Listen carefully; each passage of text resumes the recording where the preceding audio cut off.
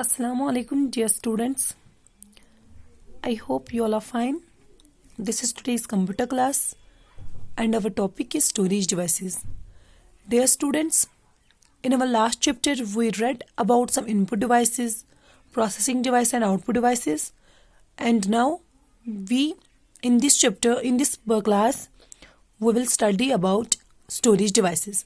Dear students, as you all know, like in a human being's brain, we store some things permanently and some things temporarily. Means we have the both part in our brain for storing data temporarily and for storing data permanently. So dear students, in the computer there are some devices which we use to store data, and we can retrieve the data from those devices whenever needed. Dear students, as I already explained in my previous class that the unit of memory in the computer is byte. First of all, I told you that computer can understand only two states, only two digits, and those are 0 and 1. And dear students, these two digits 0 and 1, these are called binary digits, or we can say bits.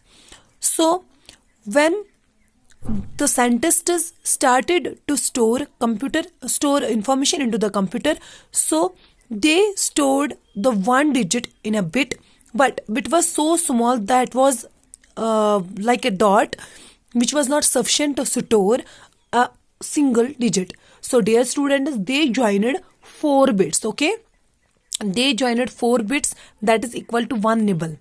They joined 4 bits, but 4 bits were still not sufficient to store one digit only. Okay, so they combined 8 bits together, and 8 bits is equal to 1 byte, and 1 byte was sufficient to store one digit, or we can say one alphabet. So dear students, this byte, it became the unit of memory. Okay, it became the unit of memory. And now you have seen the memory size chart here. As in last class I also explained, you have to memorize it, you have to learn it. 8 bits are equal to 1 byte. As I told you, now the byte is the unit of memory, and 1024 bytes are equal to 1 kilobyte, 1 KB. 1024 kilobyte is equal to 1 megabyte, and 1024 MB is equal to 1 gigabyte. 1024 GB is equal to 1 terabyte. 1024 TB is equal to 1 petabyte. 1024 petabyte is equal to 1 exabyte, and 1024 exabyte is equal to 1 zettabyte, and 1024 zettabyte is equal to 1 yottabyte. So my dear students, this is a memory size. कि जैसे कि आपको पता है कि हम आजकल भी अगर कोई मेमोरी कार्ड लाते हैं या कोई फ़ोन लाते हैं, तो हम पहले चेक करते हैं कि इसकी मेमोरी होती कितनी है. मतलब जैसे कि फॉर एग्जांपल हम देखते हैं कि मैंने मेमोरी लाई, इसमें 64 GB की कैपेसिटी है. So what is this GB? This is gigabyte. Yes, this is a memory size gigabyte.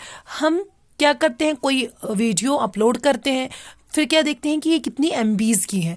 तो डियर स्टूडेंट्स, ये क्या है कि इसमें इसकी कैपेसिटी कितनी है कि मतलब ये इन्फॉर्मेशन होल्ड कितना कर सकता है. ठीक है. So dear students, this byte आप याद रखिएगा कि बाइट जो है, byte is the main unit of the memory. लेकिन फिर क्या करते हैं कि बाइट के मल्टीप्लाइज में ही हम देखते हैं कि मेमोरी साइज हमारे डिवाइसेस का कितना है. सो डियर स्टूडेंट्स, मेमोरी जैसे कि कंप्यूटर की 2 टाइप्स की होती हैं. इंटरनल, जिसको हम प्राइमरी भी बोलते हैं, और एक्सटर्नल, जिसको हम सेकेंडरी भी बोलते हैं. प्राइमरी में डियर स्टूडेंट्स रैम और रोम आता है, और एक्सटर्नल में hard disk, pen drive, memory card, वो सारी चीज़ें आते हैं. ठीक है. So my dear students, internal memory जो है, this is also called primary memory, or we can say main memory. It's built in memory, यानी कि ये कंप्यूटर के अंदर पहले से ही फिक्स करके होता है. जैसे कि आपको पता है कि जब हम कंप्यूटर लाते हैं, मैंने आपको पहले ही एक्सप्लेन किया है कि CPU कैबिनेट जो है, जिसको आप CPU बोलते हैं, एक्चुअली वो CPU नहीं, वो एक बॉक्स है CPU कैबिनेट. उसके अंदर एक मदरबोर्ड लगा होता है.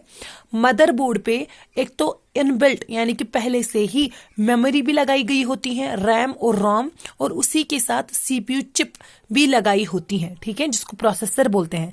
सो डियर स्टूडेंट्स, इसी तरीके से मेन मेमोरी में मेमोरी जो है पहले से ही, मेन मेमोरी जो है ये मदरबोर्ड पे पहले से ही इनबिल्ट होती हैं और ये इसलिए बनाई गई हैं ताकि इसमें हम डेटा और इंस्ट्रक्शंस को स्टोर कर पाए, ठीक है, जब हम काम करते रहते हैं।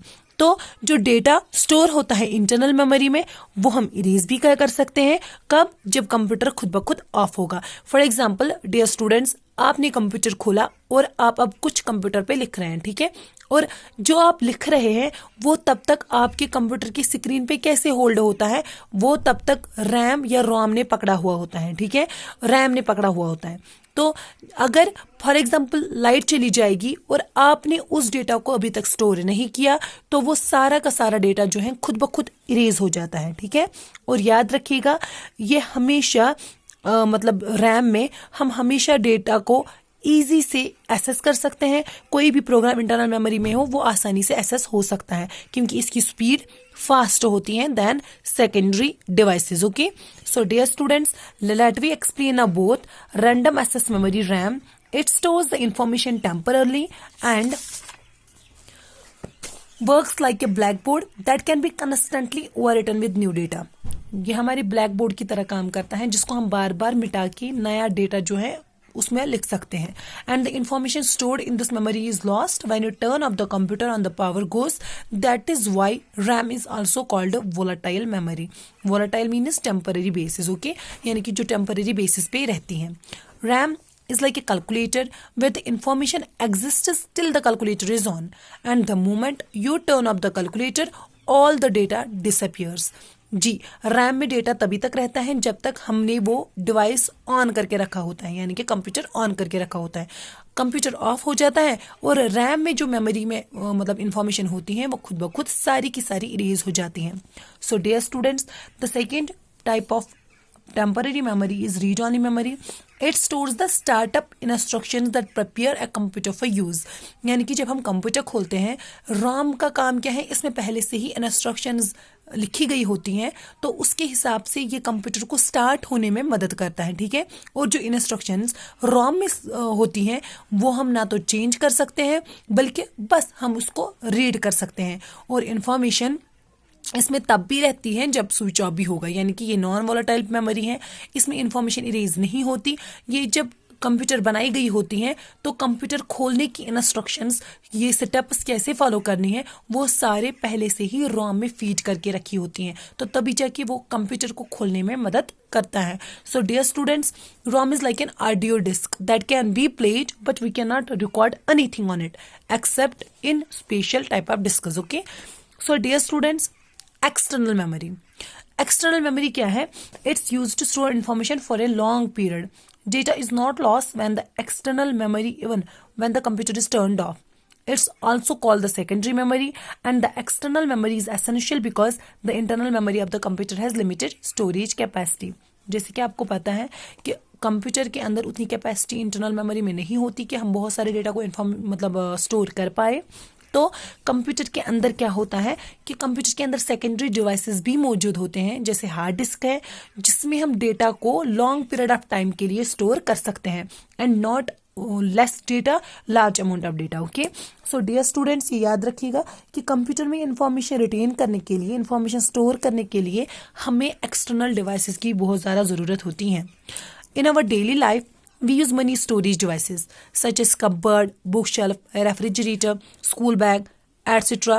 And a computer also uses various storage devices that vary in their storage capacity.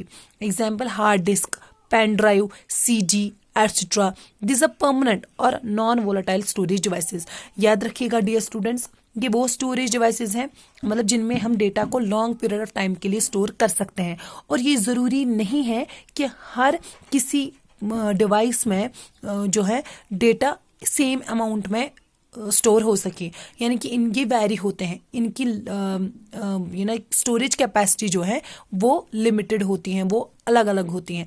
जैसे हार्ड डिस्क, बहुत ज़्यादा हार्ड डिस्क फॉर एग्जांपल मतलब उसमें 500 ऐसा कुछ होता है जीबीज, और इसी तरीके से पेन ड्राइव 16 जीबीज की, पेन ड्राइव 32 GB की, पेन ड्राइव 120 GB की। तो ये डिपेंड करता है डियर स्टूडेंट्स कि इनकी जो कैपेसिटी है वो सेम नहीं होती।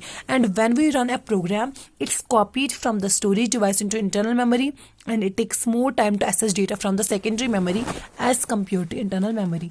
और याद रखिएगा जब भी हम कोई प्रोग्राम खोलते हैं वो सेकेंडरी डिवाइस से उठ के प्राइमरी मेमोरी में चला जाता है और तब जाके हम उसको एक्सेस कर पाते हैं।